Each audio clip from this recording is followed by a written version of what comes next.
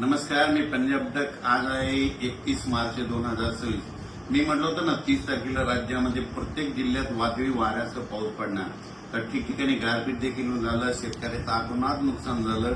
आणि आता मग शेतकऱ्याचे परत फोन येईल की हे पाऊस कधीपर्यंत आहे. तर राज्यातल्या सर्व शेतकऱ्याला सांगू इच्छितो की त्या मागील अंदाजात सांगितलं की राज्यामध्ये 3 तारखेपासून 3 एप्रिलपर्यंत पाऊस पडणार आहे. तर सांगायचं झालं तर आज 31 तारीख 1, 2, 3, 4 एप्रिल आणि 5 एप्रिलपर्यंत राज्यामध्ये असंच अवकाळी पावसाचा सावट राहणार आहे. म्हणून हा अंदाज सर्व शेतकऱ्यांनी लक्षात द्यायचा. मग सांगायचं झालं तर आज देखील म्हणजे आज 31 मार्चला देखील आज देखील मराठवाड्यामध्ये विदर्भामध्ये आज देखील पाऊस पडणार आहे. तिकडे उत्तर महाराष्ट्राकडे देखील असणार आहे. म्हणून हा अंदाज लक्षात द्यायचा. त्याच्यानंतर आणखीन खरा जास्त पाऊस तुम्हाला एक सांगू इच्छितो.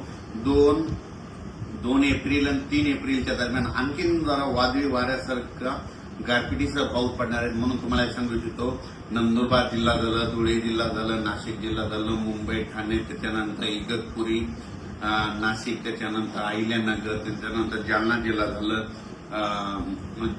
जिल्हा झालं, संभाजीनगर झालं, जळगाव जिल्हा झालं, धुळे, नंदुरबार, जळगाव, बुलढाणा जिल्हा, अकोला जिल्हा, अमरावती, वर्धा, नागपूर, भंडारा, गोंदिया, चंद्रपूर, यवतमाळ, वाशिम, हिंगोली, नांदेड, परभणी, लातूर, बीड, धाराशिव,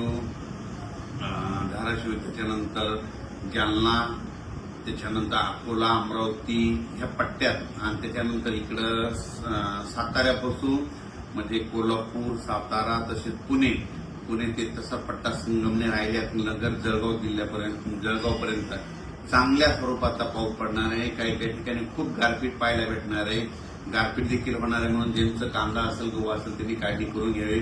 या पावसामध्ये विजेचं प्रमाण जास्त आहे. म्हणून शेतकऱ्यांनी झाडाखाली थांबू नये. आपली पाळीव प्राणी पशुधन झाडाखाली बांधू नये.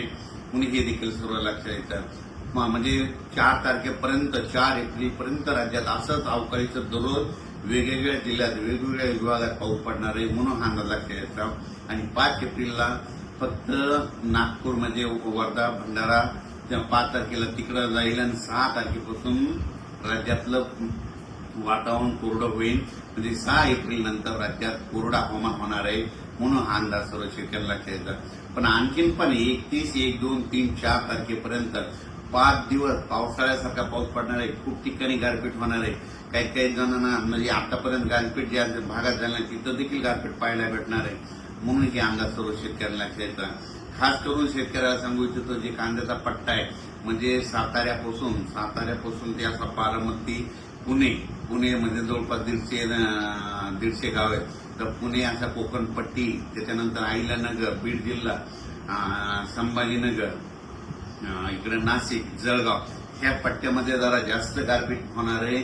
म्हणून हा अंदाज त्या कांद्याच्या शेतकऱ्यांना लक्षात येताना आपण आपले कांदे असतात तर काढून झाकून ठेवायचे.